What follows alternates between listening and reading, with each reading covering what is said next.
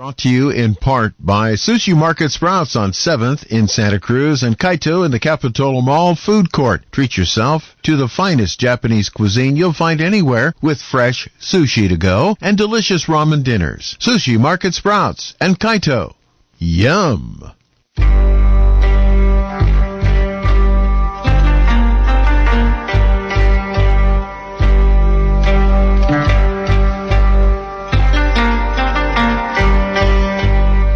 Well, it's Thursday, time for another edition of China Uber Alles right here on AM 1080 KSCO. I am your host, Bill Graff. Our guests today, our regular guest, Nan Su, a senior reporter from the Epoch Times, and Amy Howe, a survivor of the re-education camps in the Cultural Revolution under Chairman Mao. And we have quite a show for you today. We say that every week, but actually Nan and the rest of our crew work really hard at putting the show together. In just a moment, as always, we'll begin our show with a story from Amy Howe, who always manages to tell a story that ties in with what we're talking about. Good afternoon, Amy. How are you? Pretty good. How are you guys? I understand your weather's pretty good up there. It's not too hot. Yeah, not too hot. Not too hot, somewhere in the middle 80s, which is nice. And Nan is here in the studio, and it's not too bad here as well, but we have the benefit of an air conditioner. Hello, Nan. How are you? Yeah, pretty good. Yes, we're going to have a guest to talk about the COVID-19 orange. It's Professor Richard Muller from Berkeley. From UC Berkeley. Yeah, UC Berkeley. And we all know that the intelligence report just made deadline, and there's a latest report about the inconclusive result of that report. But however, the report, by the way, on the coronavirus origin. That's right. It didn't tell us much. But the problem is, at the same time, the Chinese Communist Party has launched a propaganda war against the United States. Global Times, China's famous hawkish newspaper, claimed that it's already collected more than 25 million signatures requesting an investigation, a leak of coronavirus as an orange from a U.S. military bio lab. So I think it's non-avoidable now. We really have to. We have no choice to really look for this orange. So there you go. We're going to have an expert, Professor Richard Muller, who was recently interviewed by Wall Street Journal. So he is going to be with us to talk about his research. So before that, we'll of course go back to Amy Howe's personal story about his experience being thrown into the re-education camp during the Cultural Revolution time under Chairman Mao. So Amy, what are you going to bring to us? Yes, today I have a lot of interesting friends. They always ask me very interesting questions. Some question I probably never even think about it. So recently, because this Afghanistan things happening, so we are talk about lots about the women in Afghanistan. Like, their life is like a roller coaster, up and down, and they're talking about where those army bias, put it on, take off, and now Taliban's back, so they probably had to put it back again. So anyway, one of my friends and her daughter, and she becoming a so-called global citizen, and so she just independent photography and the writer, traveling around the world and writing and interesting stories about the people. Pretty good.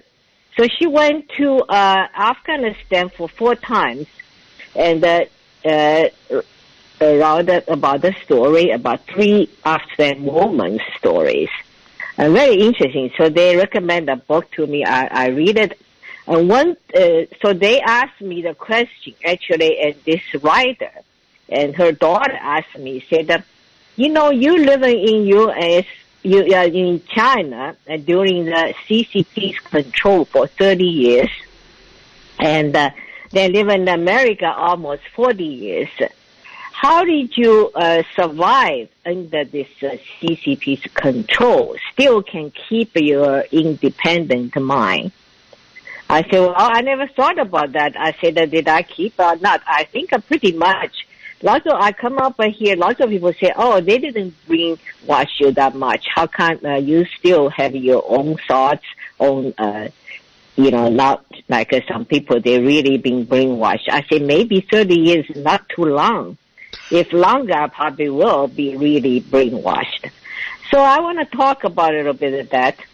And, I cannot say I was born free and to be independent, thinking, individualist. It's not really, but I can say is my parents pretty much encouraged me when I was young, because I'm a little bit different from other girl. And like a very early age, 4 or 5 years old, and my mother wanted to send me to the kindergarten, preschool. And my brother, they all went, So I got there, but I don't like it. They had to take away my shoes and take a nap.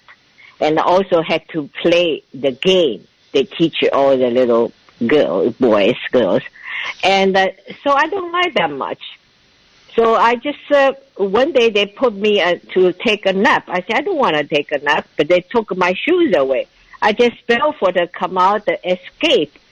And out of this preschool, and the next door, they have a little, in China, they have this comic book, like palm size, have all the pictures, comic strip. And they renting, there's the one little old guy, he renting those little comic book to kids.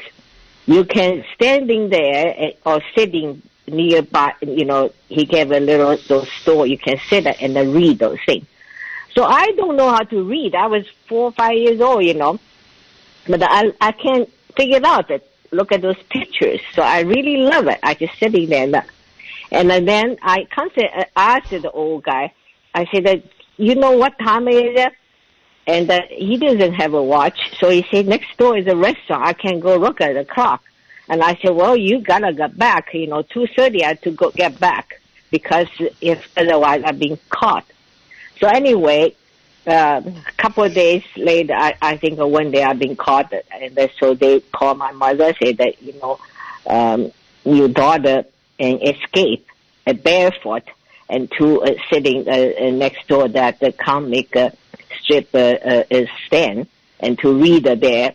He said that, you had to tell her not to do that anymore, otherwise we cannot, accept her in preschool. You know what?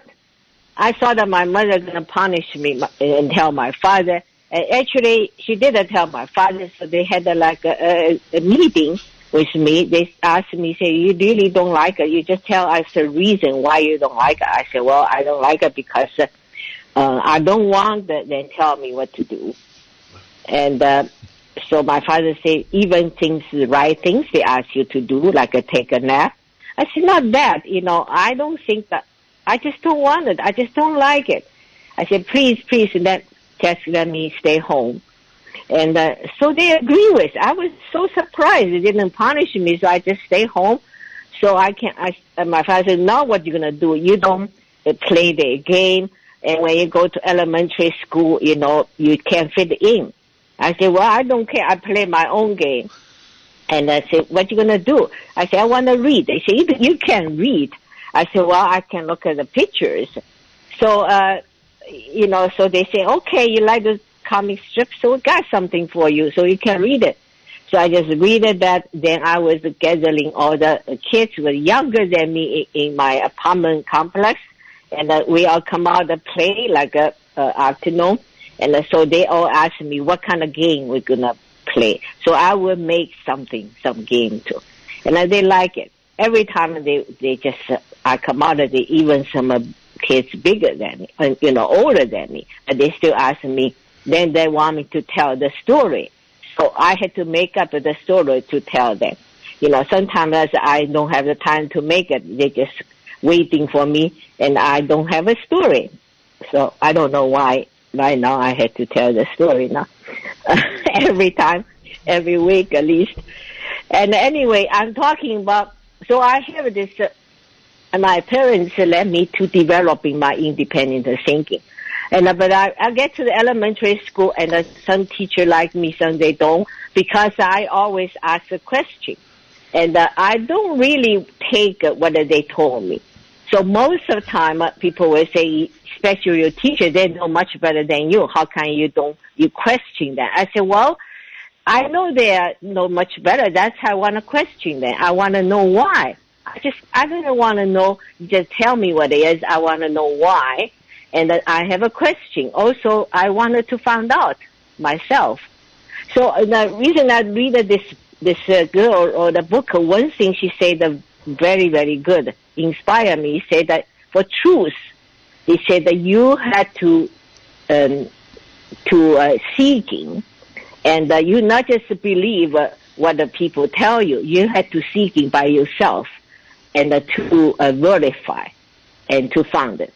So I think that's very good spirit, and also inspire me. That's what that usually I would in China. I always thinking that way, but of course, I'm running out of luck in the center to the Cultural Revolution happened. So they don't allow you to think by yourself, and especially you cannot express your thought to other people.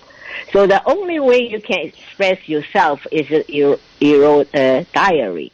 So I wrote diary all the time in the culture until the day they took me, they almost killed me, and they read my diary, say I was anti-Mao. Actually, I have a question for the, how are they beating the teacher or whatever things. And then why I didn't write the big poster to denounce my father. I say, I just write all the reason down, whatever it is, so they think I'm anti-Mao, anti-revolution. So since then, I never write the diary anymore. Also, my father was a person like to write a diary, but up to the Cultural Revolution, he burned everything, because you cannot have your own thoughts. You cannot have anything. And then I still wanted to write down my thoughts, and so I just write it, and I think I told the story and a couple of months last year, and I called by and they called us comfort care group from Shanghai to helping taking care of those sent down and kids, and so but they searching. We listen to Voice America or BBC. Do we have the radio, have a short wave, and do we write any letter to parents or anything? So they found that something I wrote, I put the story. I'm kind of stupid. I think I write something as if after 50 years later, you look back your life, this, that, and to talk about the life I had at that time. And so, but I being somebody, I think the guy was had mercy on me, and didn't turn me in. And but the things that I just burn those things. I don't write anymore. But it doesn't mean I just give up. I still keep my individual thoughts for lots of things, and the only way I think I can searching for the truth and finding a truth is traveling. But that time in China, you can't travel. But even during in the commute for 5 years in that labor camp, I still managed to did 3 trips. And the last one was about 30 days. I went to lots of places because I wanted to find the truth. It's kind of crazy, but I didn't tell anybody. So I did that, and most of the time, I think for 30 years, always keep that for myself. I think one of the states maybe I can express myself. I can share with people, but I don't know when and how. But in China, the 30 years, basically, I just, but I never give up at my own thoughts and my own individual thinkings. Also, never just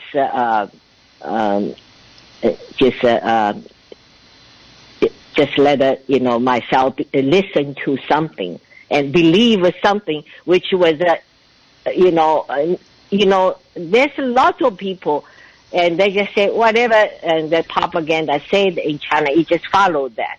I just cannot follow that, never. And but coming to United States, just recently, couple of years, I feel, there's a lot of people start to believe the conspiracy theory and the rumors more than the major media. Why? Because the major media, they don't tell the truth anymore. Before, I was thinking in United States, and I think in the 1980s, I asked my husband, he's a lawyer, I said, why you think people tell the truth here, those investigation reporters, because I saw the movie like Justice for All, truth, nothing but truth, talking about investigating reporter and risk their life to expose something. I see how that they will be not harmed and how that, the truth will come out. So my husband told me, he said that because we have a constitution, our constitution guarantees the freedom of speech. So right now, I don't know. So last couple of years, it's just everything upside down. I don't know. We still have that kind of guarantee or not. Or because nobody report such a report, and probably very few. Amy, I think we can still depend on the Constitution, at least in its form. I hope so. Yeah, I hope so. But I'm saying that the reason lots of people why people listen to this conspiracy, I said because there's no truth. If before we can have some kind of truth and deliver to us, and but now what are we gonna do? We don't hear those kind of things anymore. That's why people believe the rumors, believe the conspiracy. They don't know who they're going to believe. So that's the crisis, I think. Thank you, Amy. Thank you. That's a wonderful story. And keep Amy's story in mind as we hear from an expert in his field. We're going to hear from him. He's a professor emeritus from Berkeley. We're going to hear from him in just a moment. He's on the line with us. And I want you to keep Amy's thoughts about conspiracy theories and why we can or cannot trust the media anymore. And just keep her story in mind when we start our program with the professor this afternoon. Yes, it's our pleasure to have Professor Richard Muller joining us today in our program to talk about his findings about the possible origin of coronavirus. Now, Richard Muller received his AB degree from Columbia University and his PhD at Berkeley, working under Luis Alvarez. He has been on the faculty at Berkeley since 1978. He is a fellow of the APS and of the AAAS, and his awards includes the Texas Instruments Founders Prize, the NSF Allen T. Waterman Award, and McCarthy Foundation Prize Fellowship. So, welcome to our program, Professor Muller. Well, it's a pleasure to be here. Yes, thank you so much for being with us today. And first of all, let me ask you, have you read the news about the inconclusive report of our issued by the U.S. intelligence agency about their investigation of the origin of coronavirus? Yes, I did. And I have to say I was very disappointed because I had expected that part of their investigation would be to call me and to call Dr. Quay and the other scientists who put forth the scientific evidence. But I never got such a call. So the report is still classified. I don't have access to it. But I know they didn't talk to me. And so there's a gap. They didn't do a complete job. But they did conclude that they concluded it was inconclusive, which is a big step from where we were 90 days ago, when most people said the issue has been settled. So I'm pleased that at least they said it was inconclusive. Personally, based on the science, I think we can actually draw a much stronger conclusion than that. But as I said, they didn't talk to me. Now, Professor Muller, let me ask you this. Would you tell us a little more details? I read actually several articles quoting your findings. So would you tell us, our audience, a little bit details of your findings, the most important ones? Yeah. People say that we will never be able to tell the true origin of the coronavirus unless there is a whistleblower or someone from China who comes and says, this is the way it happened. Well, I believe there is a whistleblower. The fact is, the virus itself did come from China. And the virus has a very complex structure to it. If you examine that structure scientifically, there's lots of evidence. It's full of fingerprints, indications of its history. And if you read those, we learn some fascinating results. So are you saying the virus itself is the whistleblower? That's right. That's right. The virus itself carries with it a fingerprint, multiple fingerprints, indications that it was created in a laboratory, and that really that it didn't come naturally. I can go through those quickly for you if you'd like. We would actually like to hear this because I think this is very important information. Yeah, I think it's central, and I keep on seeing articles written about the origin of the coronavirus that don't mention the science. There's all sorts of circumstantial evidence, like the fact that this virus happened to show up in the same city where research, the one place in China where research is being done on enhancing the lethality of this kind of virus. But that's circumstantial evidence. Let's focus on the science. I'd like to list 5 or 6 scientific results, each one of which by itself is a strong indicator of laboratory origin. One of these is from our previous history with similar coronaviruses. So there were 2 well-known cases, the so-called SARS, S-A-R-S virus, and the MERS virus, Mideast virus. In both of those, if you look at the way they broke out, they came from an animal, and the animal was identified within a few months, well, with much less work than was done in this case. But when the coronavirus jumps from an animal to a human, it's not adapted to humans. And so it makes people sick, but they don't spread the disease. Finally, the virus, which mutates rapidly, within typically a few days to a few weeks, will mutate so it can jump from humans to humans. But you have what are called the pre-pandemic infections. And for all previous cases, you find these. You find that this jumps from an animal, and then it takes a while to optimize itself for humans.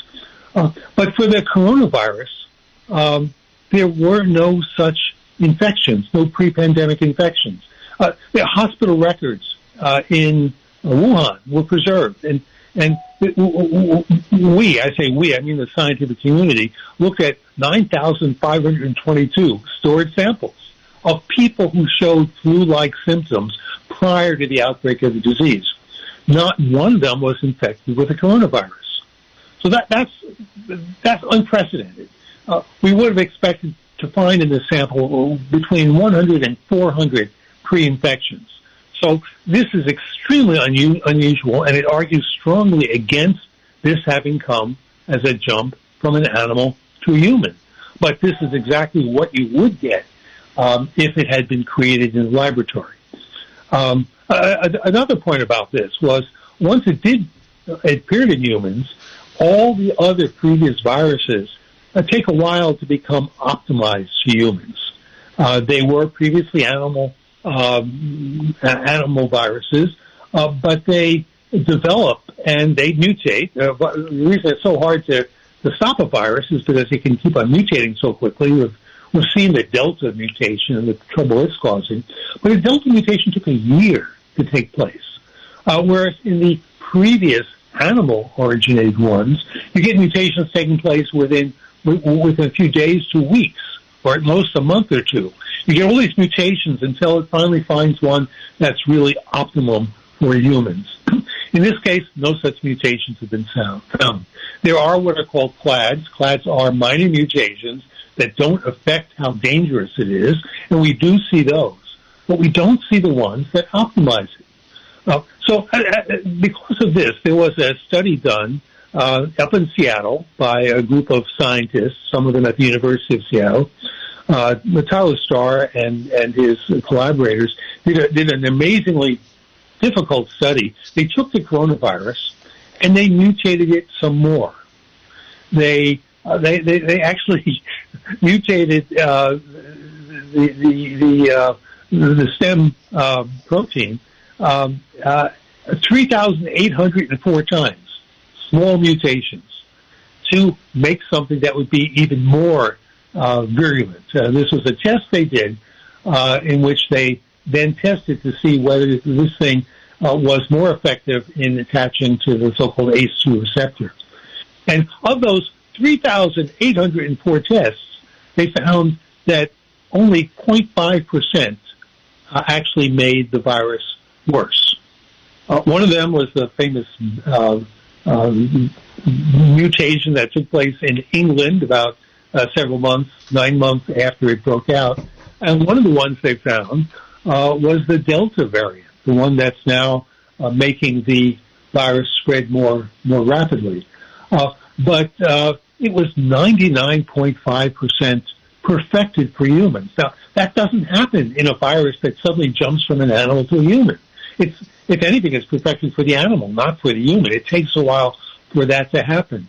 So this is a very, very powerful result. It's what you get if in the laboratory you have what I like to call accelerated evolution. So what they do, and this was done at the Wuhan lab, they take viruses and they expose them to what are called humanized mice. These are mice whose lung cells have the same receptors in them that humans have. And what you do is you expose the mouse to this, and you find there are some variants that are more effective than others, so you then take those and expose those to more mice, and you keep on cycling through this. And in a few weeks, you can simulate the evolution that takes place in a human population it takes years, but you can do it in a few weeks. When you do that, you get a virus that is perfected for humans. It is really well matched to these human lung cells. And that's the way these viruses came out. They hit the ground running. They were already pre-optimized for humans. That argues strongly against an animal origin. And it's exactly the sort of thing you would see if you had gone through this kind of serial evolution of applying it to the humanized mice. Now, we know the Wuhan lab had these humanized mice. So, interestingly, they studied, they looked for what animal it could have jumped from. It was the biggest study ever done for any virus ever to find an animal host. They actually measured 80,000 livestock, poultry, wild animals in China, 80,000, and they didn't find a single one that had the coronavirus. So again, that's unprecedented. In the past, with much less effort, they found it for previous viruses. We're always familiar with the swine flu and the chicken flu and and so on, the avian flu. So identifying the animal it jumped from is relatively straightforward. Here, with an unprecedented effort, 80,000 were tested, and they didn't find it. The one animal they didn't test are the humanized mice that exist in the Wuhan laboratory, and that's where it seems to come from. Professor, can I ask a quick question with respect to the humanized mice? Yeah. Were they not invented or bred or manufactured by Dr. Ralph Barrick at the University of North Carolina? You're right, except on one fact. I believe it's University of South Carolina. South Carolina. Missed it by a state. Okay. But and how did they get it from his lab to China? He supplied them at their request. So this is a U.S. innovation that made this kind of gain-of-function research practical, and he helped the Chinese do this by supplying the mice. Now, one last fact in my list of scientific facts that I've been going through is the nature of the mutation that made this thing so dangerous. You've seen pictures of the coronavirus. It's like a sphere, and I see little spikes coming out of it. Well, those spikes have a particular mutation in them that enables them to attach themselves very easily to human lung cells and other cells in the human body. And that mutation is something that's not found in any of the other viruses with which the coronavirus easily exchanges. See, most mutations don't take place randomly. They take place by exchange with other viruses. But that mutation doesn't exist in any of the other so-called sarbecoviruses that exchange genomes with the coronavirus. It's a particular sequence. It has in it a nucleotide sequence that we refer to as CGG. And what's unusual about that is that this sequence, this double CGG, also doesn't exist in any of these viruses. But it turns out that CGG is exactly the thing that is used most commonly when doing artificial gene mutation, when you are purposely changing a gene to put in these so-called cleavage sites that make them so deadly. You order the right genes from the laboratory, and CGG is the one you order. So we know the Wuhan laboratory had taken and artificially put in cleavage sites into other viruses. So the fact that this is in there and that we see no way that it could have come from nature, but it is not commonly, but it has been done by the scientists at the Wuhan laboratory. It's just another, in my mind, smoking gun, or another metaphor. It's a fingerprint. Professor, we've heard the furin cleavage site referred to as the smoking gun, pointing directly to China as being the source of this coronavirus pandemic.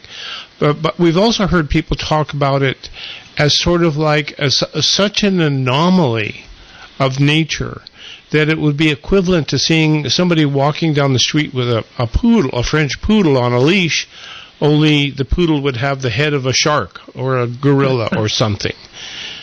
Does that make... Yeah, well, that argument is valid, but it can easily be exaggerated. Well, I certainly did. No, and then it can be attacked by virologists who say, oh, but this CGG is seen in other viruses and so on, which is also correct. But it's not seen in the sarbecoviruses, which are the viruses that can undergo a gene exchange with the coronavirus. So that's the key fact.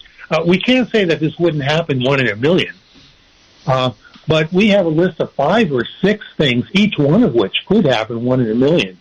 But if you have to have no reinfection pandemics, You want to have no host animal found, even though they searched 80,000. You want to say that it was optimized to 99.5%. Each one of these is 1 in 1,000 or 1 in a million. The fact that they all take place is if you use the scientific method to evaluate the probabilities, which was done by Dr. Stephen Quay in a superb article I call his masterpiece, you do the statistical analysis in the same way that is done by our intelligence agencies, although apparently not in this new report they came out with.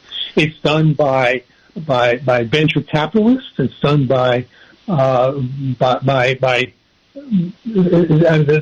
method of analyzing this just shows that the evidence is completely overwhelming, far greater than 99.99%, that of the two theories, one that it came from an animal and the other that it came from a laboratory manipulation. The laboratory manipulation wins hands down, and it doesn't depend on even on the fact that it happened to take place in Wuhan. There's all this other evidence of a cover-up, evidence that the laboratory was shut down for a month in October. All sorts of suspicious evidence. I think the evidence is compelling that this came from a laboratory. I also think it didn't come on purpose. I'm convinced it was an accidental release. The last thing the scientists wanted was for the public to know that they were developing this. It was accidental. Why do you think it was accidental? Oh, because if you were going to do it on purpose, you wouldn't leak it in Wuhan, the one place where the laboratory exists.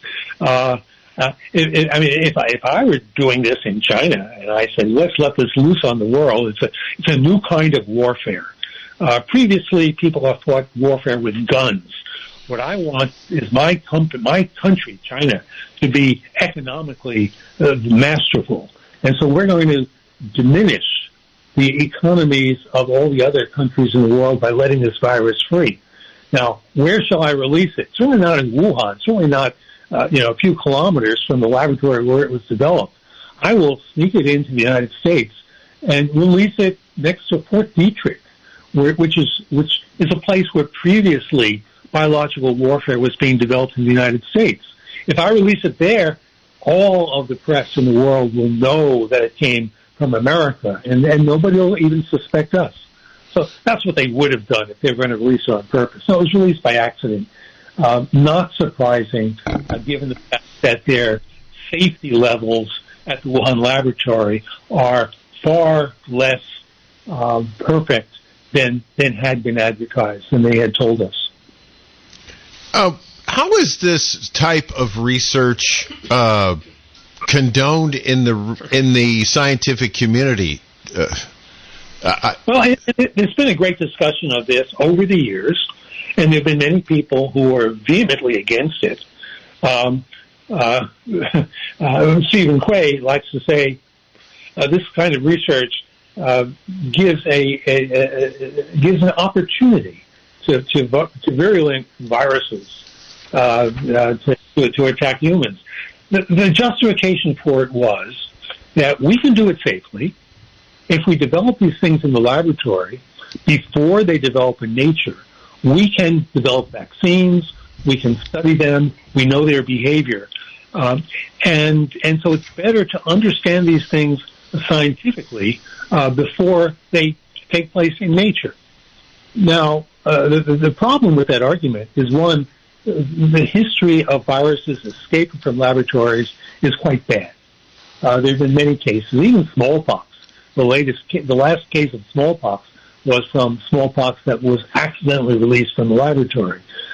Likewise, for the SARS disease, it got accidentally released, and the last deaths from SARS came about because of an accidental release. But it's also true that if we look at this virus, it is not a form that would have come about naturally.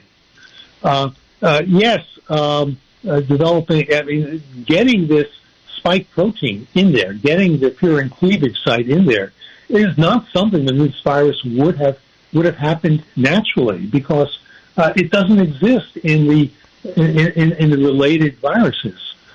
So someone was taking this a step further. My interpretation is that someone said, well, we can now learn to make viruses that are worse, that can spread rapidly. We need to make a virus and make a vaccine at the same time to protect our own people. But let's make something that's even worse than would occur in nature. Let's not only take a coronavirus, but let's put in a furin cleavage site, and this will be much worse than anything we expect from nature. Once again, you sort of answered my question for me in a very succinct manner, but it just seems to me the ethics of developing this thing that can't possibly occur by itself in nature and theoretically could take out the human race if developed far enough seems highly unethical to me.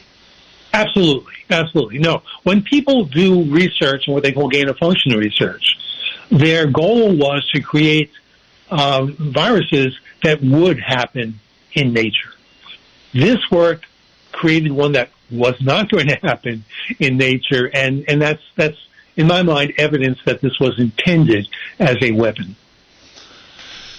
Now, Professor Muller, let me ask you this, verify a couple of details. When you say American scientists study more than 80,000 animals, did that study take place in Wuhan? Yes, it was done not by American scientists. It was done by Chinese scientists. By the way, I should make clear that none of the research that I described was done by me or by Dr. Quay. He's doing independent research that may show other things too. But what we're really talking about are results that are known in the literature, that have been published in peer-reviewed papers. So all we're doing is pointing out that the investigating community, for some reason, is ignoring the science and trying to use circumstantial evidence based on things that happened in Wuhan to try to make the case, as if a legal case. It's like having a legal case where there are fingerprints or DNA evidence, and you ignore that. Here there is, it's not actually DNA, it's RNA, but there is this genetic evidence, and in my mind, it is the most compelling. Now, you also mentioned there's 9,000 patients, their file being studied. Was that study also done in Wuhan?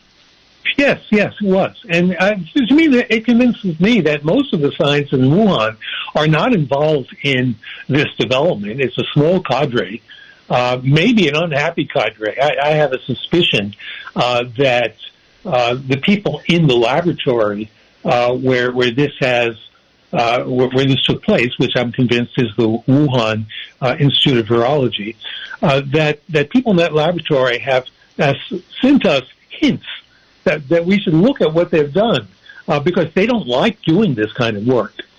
Most of the scientists in China, I think, would be appalled that this was being done in China.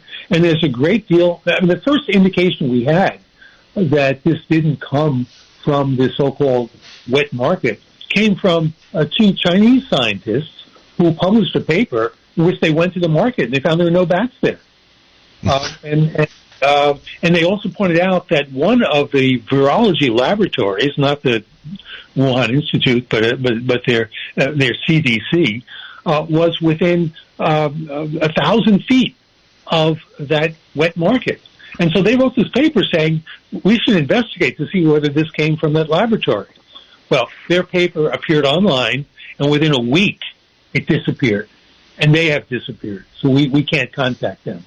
But I think most Chinese scientists would be appalled at this story, and many of them, including the ones who studied the 9,522 stored samples of pre-pandemic infections, who studied the 80,000 livestock, I think they honestly, they were doing honest science, and they were not controlled.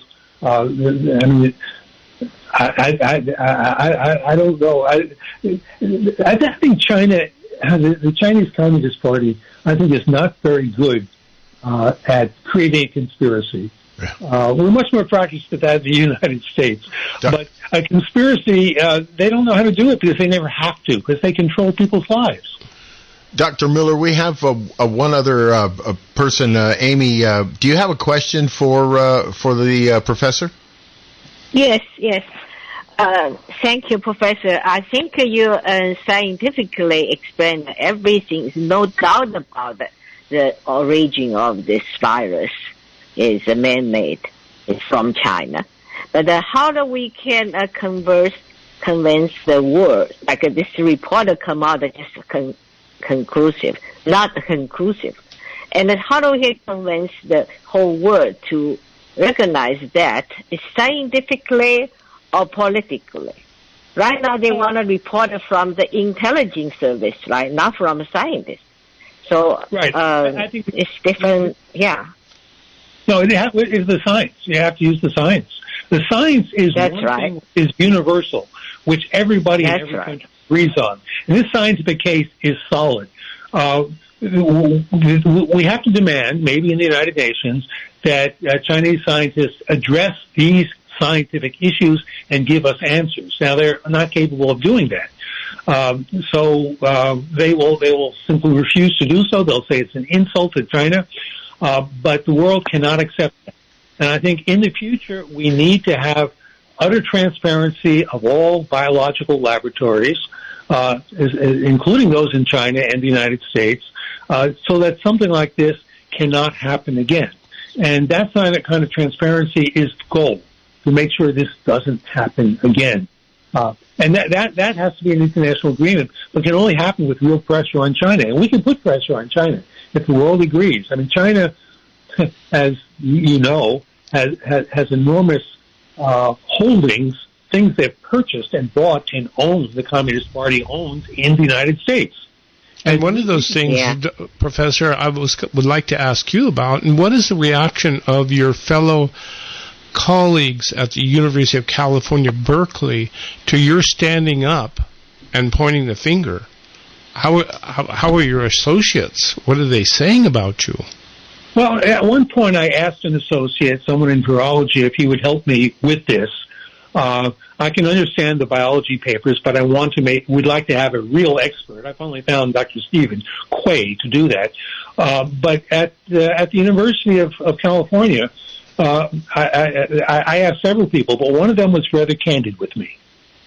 And what he said was, Rich, I can't help you on this. I said, well, what about someone in your laboratory? Do you have experts? Yes, I have experts, but they can't help you either. Why not? Because if China found out we were working on the theory that this came from a laboratory, we would be designated as enemies of China. And we would no longer be allowed to collaborate with them. We do a lot of collaboration with China. That would be a terrible loss for us if we could no longer collaborate with China on open research. So we can't take that risk. I was horrified and appalled. Now, we have a couple minutes left, Professor Muller. One last question. Do you think it's possible that the U.S. scientists can collaborate with WHO in this case? Well, yeah, of course. I mean, I think the WHO at this point must be terribly embarrassed that they did such a shoddy job. My experience is, my sense is that they are deeply embarrassed, and WHO could take the lead on this, but they have to be willing to go in and demand transparency from China, and they've been unwilling to do that in the past.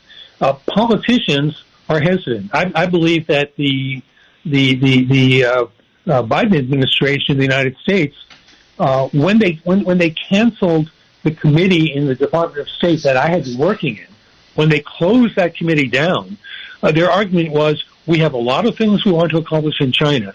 If we pursue this particular issue, then we will lose out on the possibility of many other really important issues. We need China to be open with us and friendly with us and not dismiss us. So, for example... Basically the same thing your colleague told you. Yes, exactly right. I mean, in some sense, if they get away with this, it's going to be because they hold Taiwan as an issue. You know, if you insult us with this, then we will not discuss the future of Taiwan. We'll simply do what we consider right. So I mean, I think it's terrible that that my colleagues and the U.S. government will give in to this kind of blackmail. Well, we're happy that you are willing and able to come on our program and set the record straight. We wish we had more time. This is one of the few times I wish I could make the clock stop completely and just keep talking to you. But as you know from being an expert in physics, I can't do that. Dr. Richard A. Muller is from the University of California, Berkeley. He's a professor emeritus. We greatly appreciate your time today. I am completely out of time. Okay. Thank you. Thank you, Professor Muller. We greatly appreciate your time today. That's it. We've got to go to our commercial break. We'll be right back on China Uber Alice. Satisfy your hunger right now with the delicious ramen and sushi you'll find waiting for you at Kaito. Easy in and out location in the Capitola Mall food court. Special orders welcome. Fresh, delicious, and oh so good. This is Koji. I'm looking forward to seeing you at my restaurant, Kaito.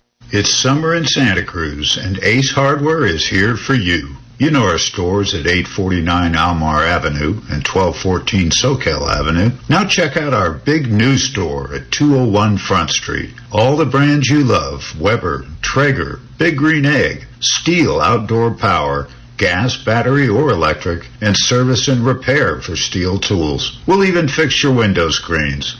Ace is the place in Santa Cruz. Does your business do shipping and receiving? Or maybe you're packing up to move across town? Coast Paper and Supply meets all your needs at affordable prices. We have boxes of all shapes and sizes, as well as a variety of packing tape and tape guns. For your fragile items, we carry bubble wrap, shipping peanuts, and Astrofoam. Shipping in bulk, we carry pallets and pallet wrap. You can find Coast Paper and Supply at 151 Josephine Street or at coastpapersupplyinc.com. You can also call us at 831-423-3350.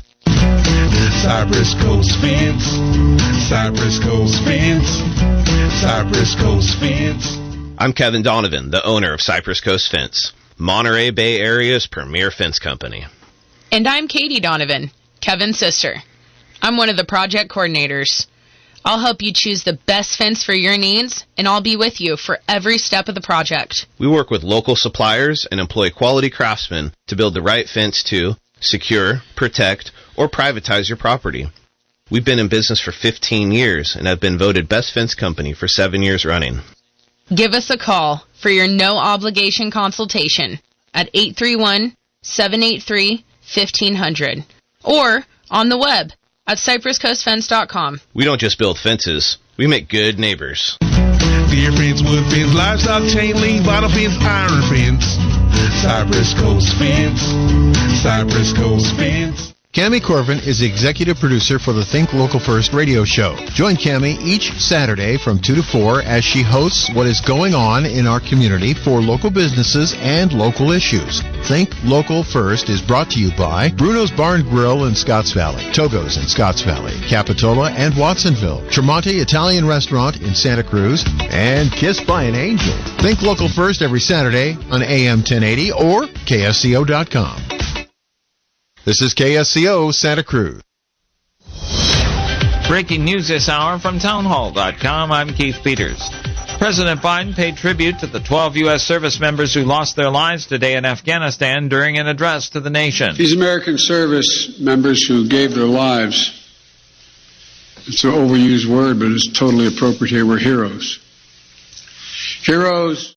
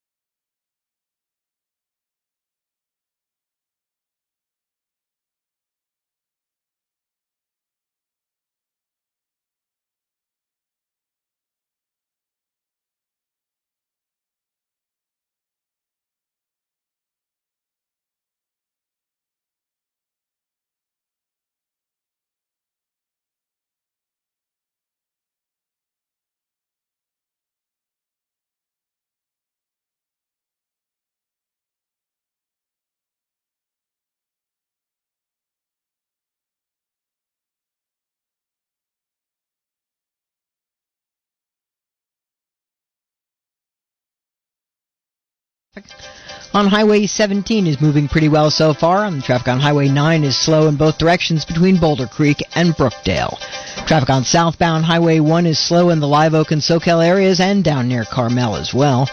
Highway 156 is very slow around the traffic light at Union Road, and there are also some slow pockets of traffic on Highways 129, 152, 68, and the traffic on southbound Highway 101 is slow in the Normal area between the Coyote Creek Golf Course and Gilroy. The weather forecast for today calls for highs in the 70s and 80s, with highs in the high 80s in Boulder Creek, King City, and Gilroy. Light and variable wind becoming west-southwest 6 to 11 miles per hour this afternoon. Increasing clouds tonight with lows in the 50s. East-southeast wind around 6 miles per hour, becoming calm in the evening. And the boater's forecast calls for winds out of the northwest, increasing today, growing strong and becoming more widespread over the waters tomorrow.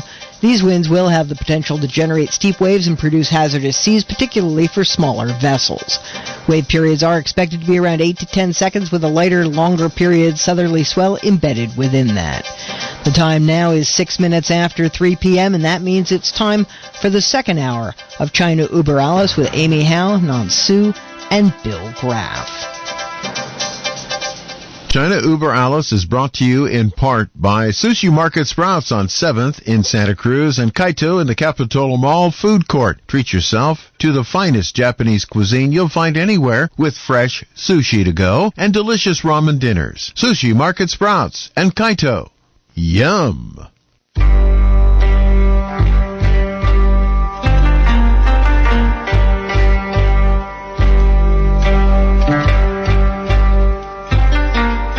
Please visit Sprouts and Kaito. They are great sponsors of our program, and better than that, they serve outstanding food. Anyway, just take my word for it. You won't be disappointed, I promise. All right, so this is the second hour of China Uber Alice today. Amy Howe, Nan Su, and today we're joined by Michael Olson. And, of course, our first hour guest, as frequently happens on this program, if you look at my arms, you guys can't see it, but Nan and the rest of the crew in the studio can see it. I have what we used to call in Hawaii is chicken skin, because the information that we were given in the first hour by the Professor Emeritus from the University of California at Berkeley scared me just a little more than when you think about this whole virus thing in the first place, it scares me anyway. But and also the way that he said that there's no other professor want a collaboration with him. Well, let's point that out. Let's explain something. The reason he's willing to talk to us because he himself said that he could not get any of his currently working at Berkeley colleagues to help him find out some certain things, is because they have to work with China and they don't want to spoil that relationship. And he's a professor emeritus, which that's fancy talk for he's basically retired from the faculty. So Billy, what so did he the can say what he wants. What did he say? What? Well, tell the audience what he said, because some of them may just be tuning in. What did the professor This professor say? Told us in the first hour that the structure of the virus, the coronavirus, is the smoking gun. Yeah, the coronavirus itself is the whistleblower, basically. It's the whistleblower. It cannot have happened in nature. It had to have human help to be structured that way. Yep. He pointed out the three aspects of scientific evidence. Number one is the Chinese scientists had a report which they studied more than 9,000 patients. In By the Wuhan. way, a study with 9,000 patients is huge. And how many animals? 50,000? 80,000 animals in Wuhan, and couldn't find any evidence that the so-called the missing link, the jump. They call it the jump species. Basically, you have to have some sort of before the breakout. You have to have some sort of a small breakout before the big breakout. They couldn't find any of those links of the smaller ones. Yeah, the other words he was talking about, he said that animal, okay, from animal to the human, so they get sick, but how spread? Why spread? That's the bigger question. That shows it's definitely they mutated and they in the lab, and then whatever accidentally released escaped the what. He did say that he thought the actual release from the lab.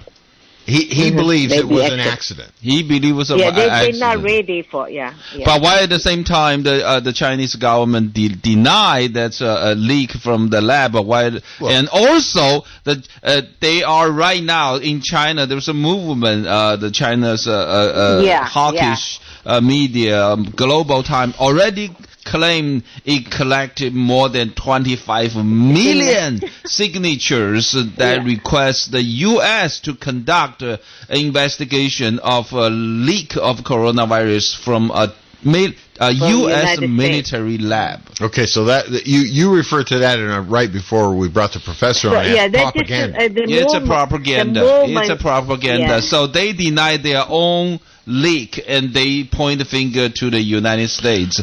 And Amy, what did you say? They are talking about the movement just right after the report was published. Right. So that's China's reaction. Yeah, kind of propaganda. That's the only propaganda. Definitely. Yeah. Now, the other thing that we want to point out, I know Michael also wants to point this out, is the evidence. Once again, is the what we should be listening to is the science, not the political statements. Not somebody like Dr. Fauci. Okay, now what the Professor Emeritus told us, that he and his private research associate, whose name was Dr. Stephen Quay, posit that the coronavirus there were 99.9999999% absolutely certain that it came from Wuhan laboratory. Okay. All but only the tiniest little miracle would make it otherwise. Now, why does our federal government look at this? They have the access to the same science and say that the evidence is inconclusive. Well, I believe we just said that. The word politics comes into play here. And money? Well, yeah, but I think the U.S. government is basically worried about the political fallout from what the professor told us is really the truth. And if that's the case, if it's the case that we will not be allowed to know where this COVID virus came from, will that not make it ever more likely that we will be seeing more in the future? Regardless of what you just said, I think Amy's about to say the same thing I am. I'm pretty sure. Amy, go ahead. Say what you were going to say. Yeah, but just say that you will be a long time. You're going to mutate again, and then new ones come out. Just keep them come out. So I don't know. That's a disaster for the human race, I guess. So I don't know what's the end. That's why I wanted to ask the professor in the first hour about the ethical thing about this kind of research. Is this even ethical? Because theoretically, they could have wiped this. If they'd gone one or two steps further, we'd all be dead already.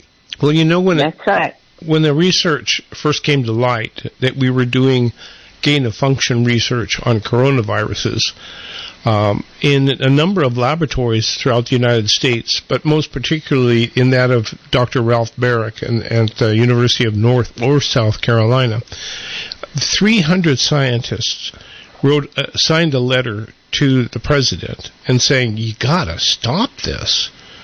And the president was Barack Obama. And he pulled the funding for these studies. And that is when Shizheng Li, who was working with Dr. Ralph Barrick, took the research that they had been doing to China, to the Wuhan Virology Institute in China. And after that, funding continued through Dr. Fauci and many others. And that funding went through an organization called EcoHealth Alliance, who was acting as the bundler for all of this money. There was a lot of money going into this research. Why? Because there's like two reasons to have a COVID virus. Like two reasons. One is to start a pandemic, and the other is to end a pandemic. To cure it. To cure it. Mm-hmm. So think about the money. Well, look, I can stop you right there for just a second and remind everybody, if you'll remember, the United States government, when the thing got going, the president said, President Trump said, we are going to give all this money up front to Pfizer, Moderna, Johnson & Johnson, and several other companies in other countries. We're going to fund it up front, get the virus. Come up with a virus now. Hurry it up. But that's just anteing up a penny or two for the big poker game. No. What I'm saying to you is the money. Look, my grandfather, I keep saying this on every radio show. Follow the money. Follow the money. Follow the money. But that's just penny ante. Okay. Anyway, we got calls. Folks want to talk about this. Let's take some phone calls. We'll start first with What's the Dick. phone number? What's the phone number? Yeah. 479-1080, of course. Okay. It's the same phone number for everything. 479-1080 and the 831. 831-479-1080. All right, let's talk to Dick, who's calling us from Santa Cruz. Dick, you're on KSCO. Thanks for waiting. Wow, what a show. I mean, this is stuff that Uber Alice spoke about a year or more ago, and it took this long. And that guy, it's a good thing he doesn't need tenure at UC Berkeley. And I want to ask you guys one question about that, and I had something else to say. The question, did this fella, retired professor from Berkeley, did he say that he knew or really greatly suspected that China released this bioweapon on us? Did he get that close? He said it was an accident. He believes that the actual release of it was an accident. Yeah, he believes it's an accident. And he believes it's a weapon. Well, he cited a couple of good reasons. He said if it were a weapon, they would have not released it right next to the lab where it apparently was developed. They would have released it somewhere in the United States and blamed it on us. I don't know about that, though. I think that's pretty smart. I think the Chinese are playing three-dimensional chess, and we're playing checkers. Yeah, that's what I think, Michael. I just agreed with the doctor when he was saying that, and I thought it was humorous, that China has never had to come up with conspiracies, you know? Oh, give me a break. Well, he actually said they're not very good at that. Yeah, because they have so much power. They have so much power over their people. They don't have to. Anyway, that was humorous because they're so sly with propaganda. I mean, they're using Black Lives Matter against us now. I mean, anyway. I wanted to mention one other thing. Previously, we were talking about China and the Taliban. Now, China's in a position, we have no idea why the United States comes out, like Michael said, with this conclusion. They have they have no conclusion. They did their study. I guess it was Biden had to, go through the motions here. But they came up with nothing. And this guy has, and everybody should listen to this Uber Alice earlier, if they just tuned in. It was amazing. This guy has all this evidence, like 5 different scientific, Follow the science. That's what the left always says, right? 99.99999% certainty. Yeah. And so what I was thinking was, Biden did this favor form once again. He's doing favors for him left and right. Now we got all this basically we're going to have hostages in Afghanistan. We don't even know how many. I mean, could be thousands. Okay, so I was thinking that, China, if they did release this, and the timing was perfect, as Michael Olson also concluded, to get Trump out of the White House with this China virus, if they released it now, if they released it, then the hostages and Biden, okay, maybe China will negotiate with Biden, do the negotiating for the Taliban for the hostages. Wait a minute. Why do you think the Chinese Communist Party needs to negotiate with Joe Biden? Oh, no. I mean, it's in good faith, right? What? They would get the hostages out for the U.S., out of Afghanistan. The Afghanis, they're going to, not the Afghanis, but the Taliban, they're going to start chopping heads off within a month or two, and I'm say sure $1 million. They already have been. So I mean U.S. hostages on the internet, Michael. Dick, did you mean that if Chinese trying to make a deal with U.S. government, if the U.S. government make an inconclusive reason, right? Then, yeah, you got they are going to return the hostage to us? Yeah, tit for tat. They're paying, and also they want to keep Biden in. I mean, Trump's talking about 2024, right? So if they successfully, after they chop off a few heads and they calm down their ally, the Taliban, and all the other crazies over there now, and give the hostages back to Biden, Biden probably would win the next election. That's what I'm saying. Oh, well, that's kind of interesting. I personally have been watching the relationship between China and Joe Biden quite closely.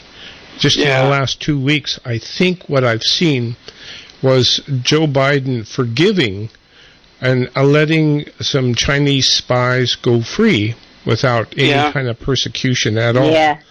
And I also noticed today that Biden is allowing Huawei to buy microprocessors as well. So it seems to me. Yeah, it seems to me that you're right. For auto. Yeah, for auto. Yeah, that's what he says. But it seems to me like Joe Biden is a wholly owned subsidiary of the Chinese Communist Party. Well, I'll tell you what. I would never buy a car made with any chips from Huawei. I just don't want to be spied on. No. They are allowing a U.S. semiconductor manufacturer to sell chips to Huawei for car making in China. Because originally it was censored. Okay. This is in a situation where right now United States car makers can't kick out any cars because they're short on chips. That's right. But they are allowing them to sell to Huawei for automakers in China. It's just like those professors at Berkeley that wouldn't help the guy. I mean, everybody's in it. I mean, it's so dirty. Look at what they did. The FDA just approves the Pfizer vaccine. Now it's mandatory. Everybody's twisting everybody's arm to get the vaccine. But the thing is, the inventor of the RNA who spoke with Banyan yesterday was saying that this is not the Pfizer vaccine. It's the BioNTech. So it's not even in production. But there's something that came up between at the top of the hour break, and that was the discussion of science. Yeah. And how we should listen to the science, because only science is real. But it seems to me like it depends on whose science, because it appears as though science is for sale, just like everything else is. Oh, jeez. No, science can be look at Berkeley. Huh?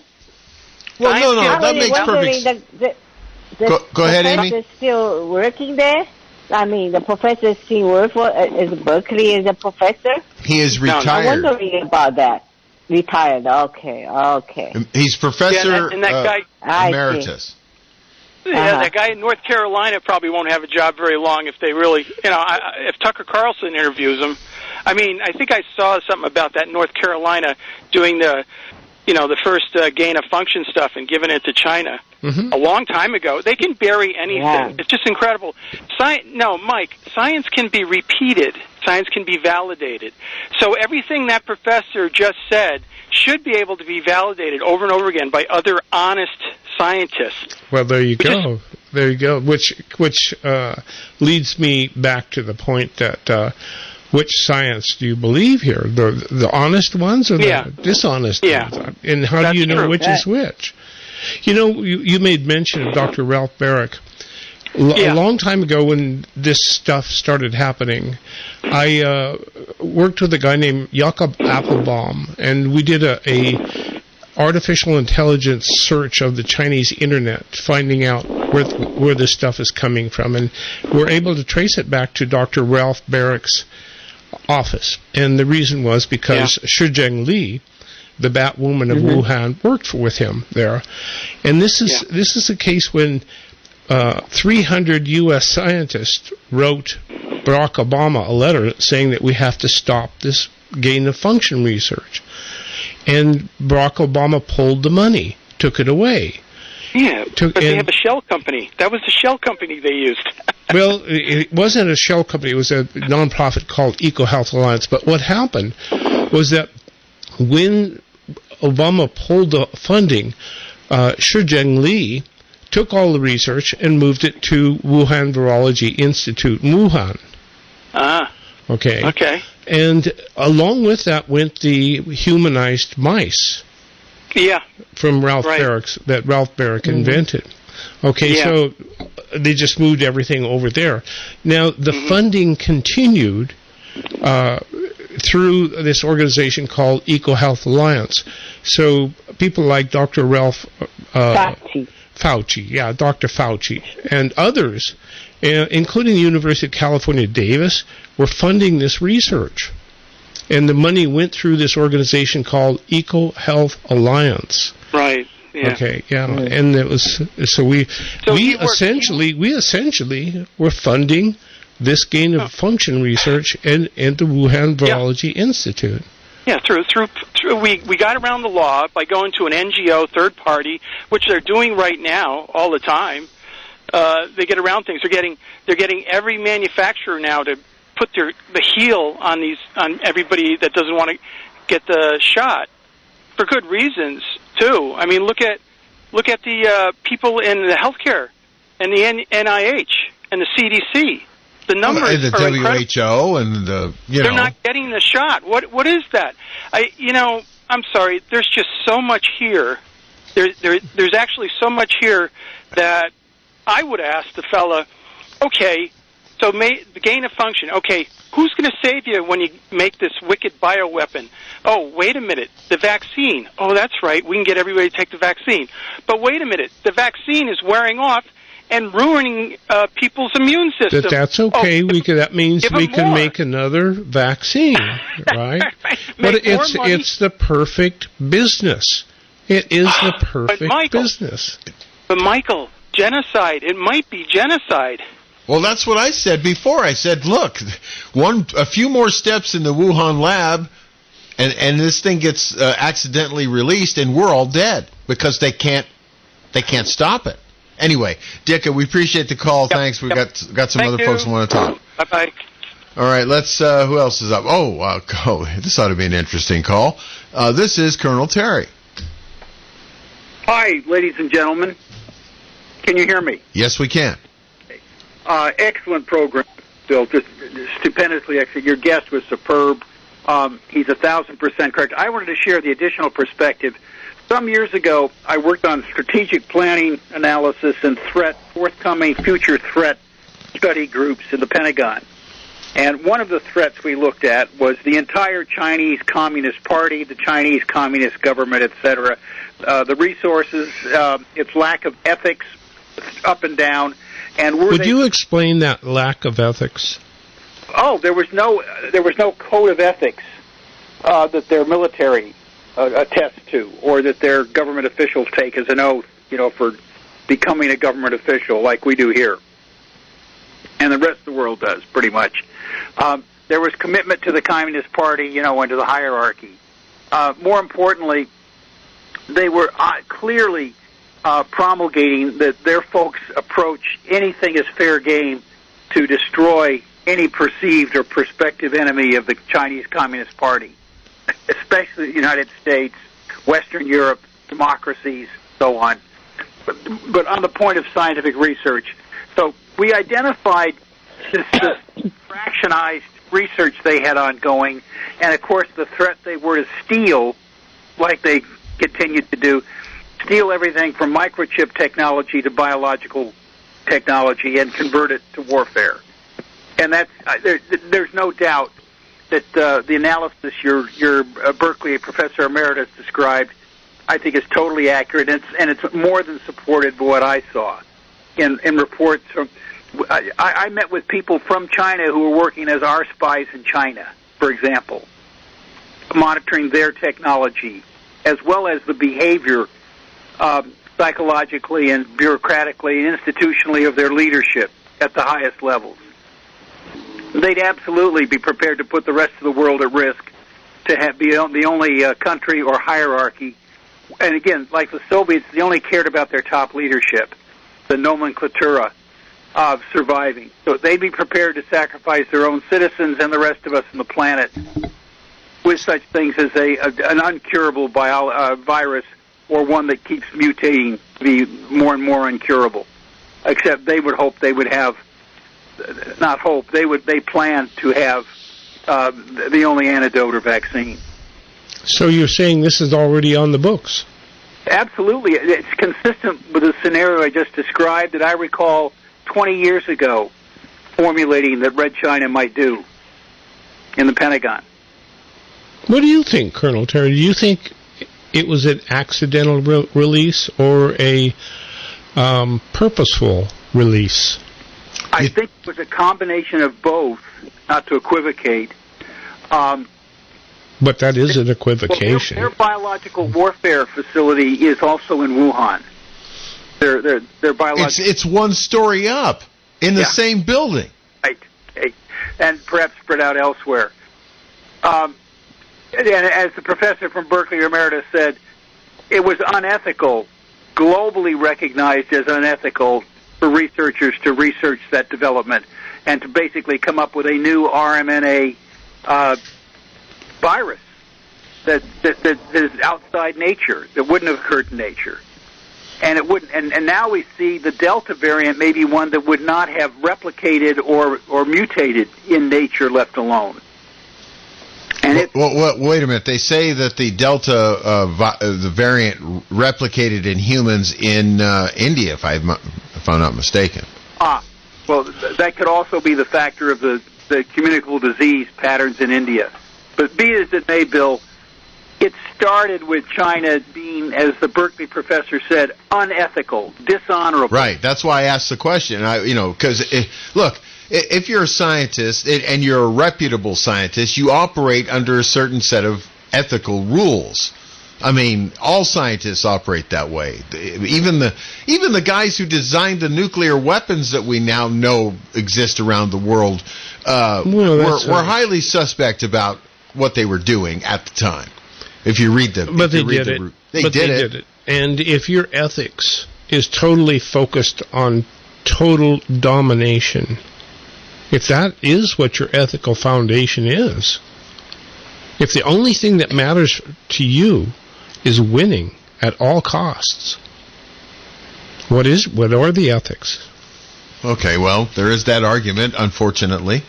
No, I think if the evidence is pursued according to the federal rules of evidence, both criminal and civil, which are, an interesting checklist of proven evidence and criteria documented, the truth will come out that the Chinese are negligent and responsible. The Chinese Communist Party, the Chinese Communist Party's government, its Politburo, and its implementing mechanisms are responsible for bringing this on the rest of us. And the People's Liberation Army. Yeah, well, yeah, sorry. Yeah. Well, but the entire apparatchiks in the Chinese Communist government, I'm sure that Nan Su would agree with me. They're all... Absolutely. You got to tuck into the mic. So why is our government not standing up and saying what everybody knows needs to be said? Well, my answer to that is I go back to my grandfather. Follow the money. What does follow the money? What does Colonel Terry have to say? Well, I want Billy to finish his point. Please. Follow the money. Follow the money back to where it best suits the government of the United States, and you'll get your answer. I don't know what that answer is, but that's my scientific theory on this one.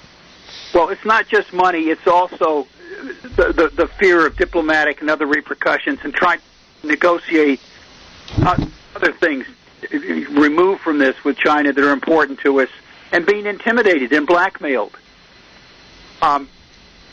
As the Harvard Emeritus was saying, or Berkeley Emeritus was saying, being blackmailed.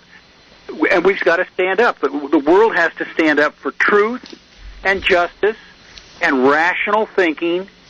And if we don't hold our governments and our corporations responsible for their conduct and to conduct themselves honorably, as the Chinese understand that word, and with integrity, then it will fall apart and will continue. It won't survive as a functioning global entity, anything, and we will have things like this.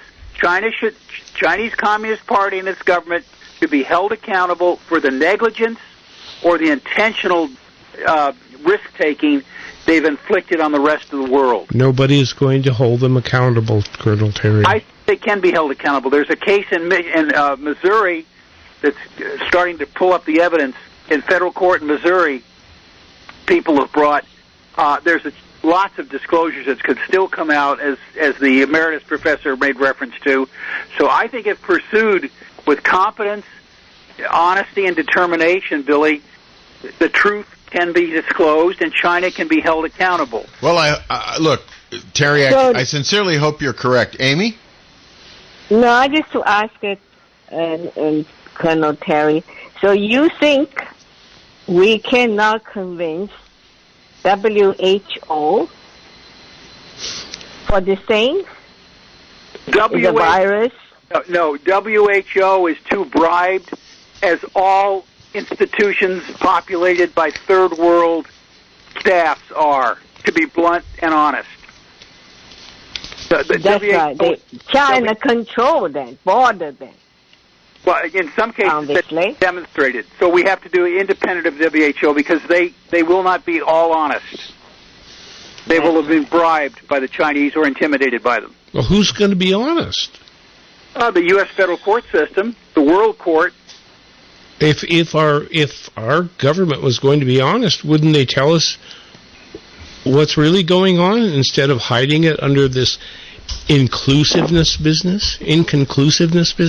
Well, that doesn't mean that can't be corrected by federal judges saying, get this evidence and get it in here and disclose it, Mr. Secretary of Health, Education, and so forth. You're going to prison tomorrow morning. Comply with the law. The federal rules of evidence and logic require justice be pursued and require disclosures, etc. The World Court has the same rules that could apply to China and disclose the evidence. No, you cannot trust the World Health Organization entirely, maybe a little bit, but not entirely because they're too bought by the Chinese and their staffs are too easily influenced. I saw this in international... So I think we have to go back to what the professor said in the first hour. Go ahead. He said this. He said, look, the science is the smoking gun. So we have to, whenever we're trying to figure out who to blame or how it goes, we need to go back to the basic facts. And the basic facts in this particular case are the structure... The furin cleavage site. That's right. The structure of the virus gives itself away. It cannot have taken place by itself. It could not have mutated and ended up in that structure without human help. It's that simple. Anyway, Terry, thanks for the call. We appreciate it. Hang in there. Let us do the best for truth and justice. All right. Let's move on. We've got several callers that want to talk to us. Let's see, who is next? Chuck in Marina is next. You're on China Uber Alice. Thanks for waiting. Hey, so that's a great, that whole thing about truth and justice. That would be nice if that happened, but it's probably not going to happen. And there's probably way more to this thing than, you and I and us. We're seeing maybe the top, the 1% of what's going on. And I remember last year, so if this thing happened, right, and a long time ago, microbiologists said what you just said about that RNA sequence that was too perfect. It doesn't happen like that in nature. That would have been pretty suspicious. But then last year, I remember some congressmen proposing in the House to investigate where, the origins of this thing. And Pelosi shut that thing down right quick. And there was not very much news about it. It was the one article I saw. I can't even remember. I can't remember who the congressman was that proposed looking into it. But it was curious to me that it got shut down real quick. Now, if you wanted to know, where you stand, you would probably, like a country, you'd probably want to know where this thing really came from. Did it really, and who started this thing about the bat virus, the bat? That came from the Chinese Communist Party. The photograph they released was of a bowl of bat soup, with a bat in it. And that photograph actually was traced to the CCP in Beijing. But the photograph itself was actually of a bowl of bat soup from a restaurant in Indonesia. Nowhere near China. More suspicious stuff. But my point is that, if politicians and the leaders were sincere about finding out the truth, they would be looking in the right direction, which is China. And they shut that. They don't want to look there. And why is that?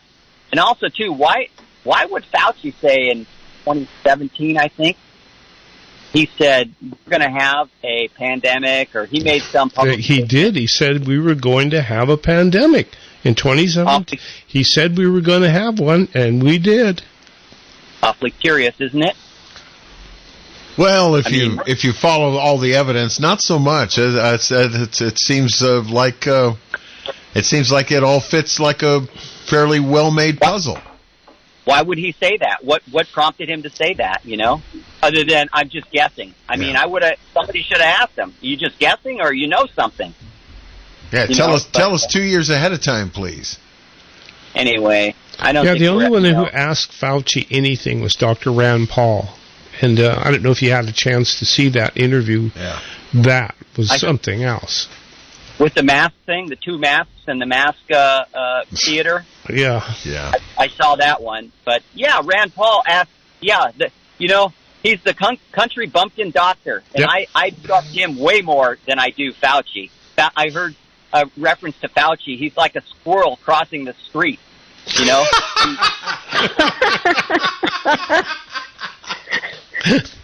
That's good. Well, that's the comment of the day right there, Chuck. Some politician, some house guy, the guy in the house made reference to that. I don't know who it was, but Chuck, that's the quote of the day right there. Yeah. All right. Well, have a great show. Thanks for letting me talk. All right. Thanks for calling. Let's go to Wendy in Ben Lomond. Wendy, you're on China Uber Alice. Oh, well, from a Central Coast point of view, there is something extremely extraordinarily special about Wisconsin. And that is that we have... Wendy, your phone, are you on a cordless phone? I am. Move closer to your base station. You're just almost out of range. Okay, how's that? Just walk toward the base station a little bit. I am within a foot of it. Okay, it's better. Okay. It's better now. All right. We have our non-deciduous redwood trees here.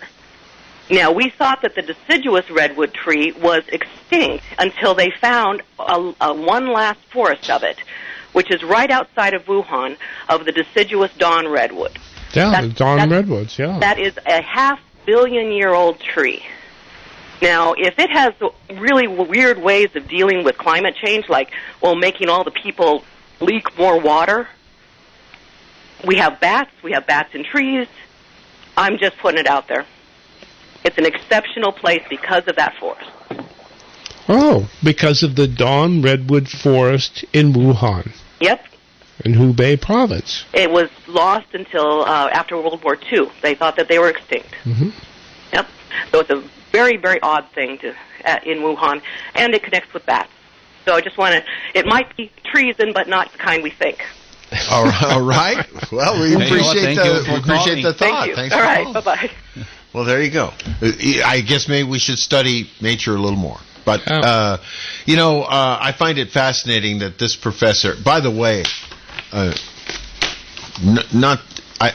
asked the same, I did not have time, we ran out of time to ask him the same question I asked our guest last week and the week before and the week before that. How healthy does he feel? Does he feel safe? He is a professor emeritus at Berkeley, probably high profile enough so that his health will not be damaged by some unexpected accident. But Dr. Richard Muller, who is a professor emeritus at Berkeley, seems to have said some things that none of his colleagues are willing to say or help him with. Yeah, or the President of the United States either. He's not willing to say anything. And yet this man has enough education under his belt to know what he's talking about, for sure. So this is an interesting question. How do we know which science to listen to? Well, I think we should listen to science that makes it makes the best evidentiary case. It's like what we do when we go to a good court, right? We listen to the best evidentiary case and we make a decision based on that. This guy's evidence is pretty damn good.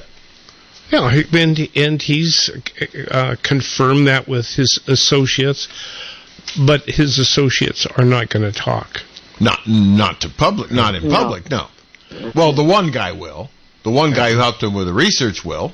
And if you look at the money the University of California system is making from China, you will see why. Nobody wants to help him. Nobody wants to help him. Right. Exactly. Right. Yeah. So if China is so heavily invested in our academia, in our scientific community, in our research laboratories, I wonder, I truly wonder if there is any secret left unstolen. Well, I think I can answer that, okay? And in a weird kind of roundabout way. When I saw, look, NASA got us into space. NASA got us to the moon. NASA did a whole bunch of interesting stuff. NASA's funding got cut. NASA sort of got chopped off at the knees. And then these guys, these independent guys, rich, very rich Americans, guys like Elon Musk. You know what amazed? The only time I've ever been more impressed than watching a little car made by NASA drive around on the moon was when I watched Elon Musk's rocket carry a Tesla into space and then come back down and land on the platform in the middle of the ocean upright. It didn't splash down anywhere. It landed on a barge. Yeah, pretty cool stuff. Pretty cool. But right? what does that have to do with the price of onions? Well, here's what it has to do. I think that research is guarded and independent. I don't think anybody else knows how. I've never seen any other company land a rocket like that on a moving platform in the middle of the ocean. I bet you all dinner that at stuff. the Crow's Nest that it's already in the bag in Beijing. Well, you might be right, but they haven't tried it yet. Well, no, it's okay, but it is in the bag in Beijing. Well, maybe not. Maybe not. But anyway, I think there's still some independent research out there that they're protecting, maybe in private companies where other entities don't know about it yet. Because there are some companies, Hewlett-Packard, Apple, companies like that, they protect all that stuff pretty well. At least for a while. Until Huawei gets a hold of it. I'm sorry, Billy, but I don't believe you. I wish I did. I really do. Okay. Well, hey, like I said, I'm the believe we have a great country called All right, let's take a phone call America. from Nick in Royal Oaks. We have the best country money can buy. And several countries have. Did I say that out of my outside mouth? Hi, Nick. Golly, today, human mice. Human mice.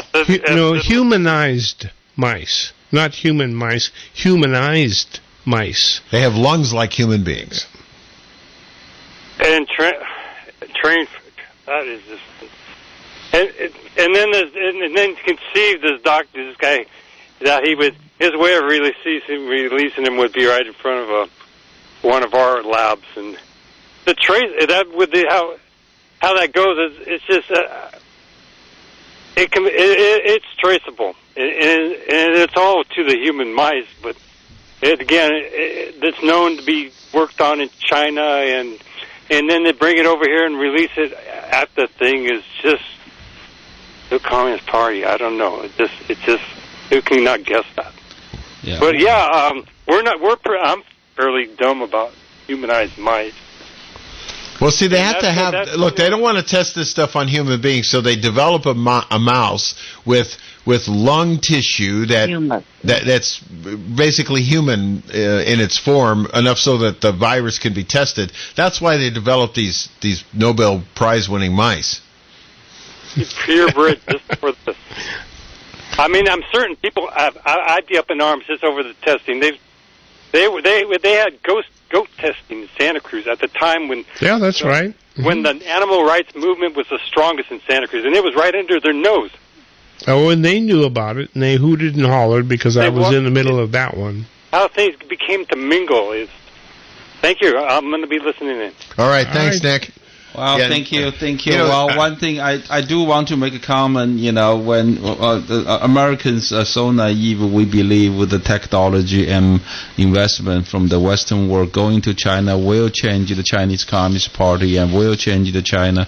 But all these years being passed, China has been using the economic success and miracle in China to justify it was the Communist Party that lead the China's economic success. Therefore, no need for the change of a one-party control system in China. They are the only one will lead China to the future success. So therefore, I mean, come on, guys. We truly need to learn a lesson here. Technology and investment from the Western world that's pouring to China will not change CCP. It will only make CCP more dangerous. Remember when we had Alice Chen on a couple of weeks ago? Oh, yes. And what scared me. And what, it's a scary world. Yeah. So what Alice said was that we're so loving and so naive. Just like you said, Nan. We look at China through Western eyes, and we let us help you up, let us pick you up, let us give you a leg up, and so that we can rule this world together and make a better world of it. And that's not how China is looking at this at all. They're saying, "Give it to me now, and I will rule the world." Cruella de Vil. Or Darth Vader. Amy, what do you think? Am I right there? I think, yes, you're right. And then I think, I talked to lots of people here. I don't know they're naive or what. and they were talking about lots of good things about China. Why you think that China cannot be the leader? And their society is so good, all the what I call social mobility, and we don't have anymore. And in China, you are poor, you can become rich, so it's social mobility. They're talking about that. And they're teaching that in university. And for the kids to think, why we had to against I think those people need to move China. Just let them go. We will be fine living without them. Yeah, one-way ticket. Yeah. So they would know what about it. Well, remember our guest a couple of weeks ago who started a company and was doing fairly well. In Beijing. And the next thing he knew, he was in jail. He was in jail. Yep. Yeah. Didn't do anything wrong. There's a lot of Chinese people who do good in business that find themselves disappeared in China. Yeah. We should do a show on that. Disappeared people. Yeah. Oh, disappeared people, yeah. Also, the new one, the Chinese, just after the conference, so they're going to start this redistribution wealthy, policy. Jeez. So, the first they make your property, you can't sell your property because any buyers, they cannot get loan, had to pay cash. Just started last month. Oh my! And then so the second step is then government gonna buy from you, and of course fix the price, and then to sell to the so-called poor people. Yeah. So that way they can stay in control. Redistribution of wealth. Yeah. That's what the communism is about. Well, on that happy note, we're out of time again. I want to thank you, Nan, and Amy, and, of course, Michael Olson for being on the program today. And, of course, our guest, who was just outstanding, Professor Emeritus from University of California at Berkeley, Richard A. Muller, who is a Ph.D. and sounds like a really sharp guy. Anyway, we'll talk to you guys on the other side of the break. Satisfy your hunger with a fresh, prepared, twice-daily grab-and-go sushi you'll find waiting for you at Sushi Market Sprouts, 2 blocks from the beach at 300 7th Avenue in Santa Cruz. Fresh, delicious, and oh so good. Hello, I'm Junko, and I look forward to serving you at the Sushi Market Sprouts. If you want to take advantage of today's record prices and sell your home fast without having to pay those crazy real estate commissions, listen to this. David Bartels here with Everhome Realty. Sell your home for under $4,000 and get full service, expert representation, and a 5-star experience from one of America's top 100 real estate agents. We guarantee great results. Call now, 831-278-3233, 831-278-3233, or go to everhome.io to learn more. It's summer in Santa Cruz, and Ace Hardware is here for you. You know our stores at 849 Almar Avenue and 1214 Soquel Avenue. Now check out our big new store at 201 Front Street. All the brands you love, Weber, Traeger, Big Green Egg, Steel Outdoor Power, gas, battery, or electric, and service and repair for steel tools. We'll even fix your window screens. Ace is the place in Santa Cruz. At Coast to Coast AM, we keep our friends close. Hi, I'm George Norrie from Coast to Coast AM. Coming to a universe near you tonight with this. KSCO is one of my favorite stations. It's all about being independent. So wait for our next program right here on Coast to Coast AM. Warp Drive for the mind. It's the best in overnight talk radio. And remember to lock the door too when Coast to Coast AM is on. Coast to Coast AM.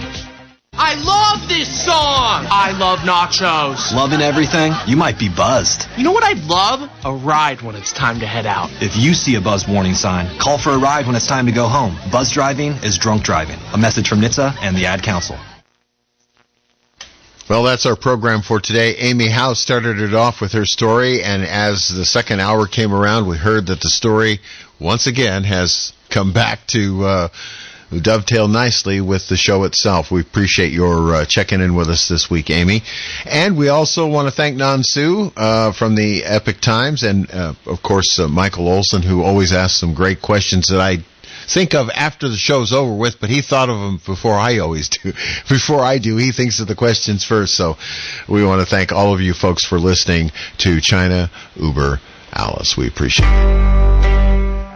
We'll be here next week again, if all goes according to plan. This is KSCO, Santa Cruz, Salinas, Monterey. Thank you again, Amy and Non and Michael.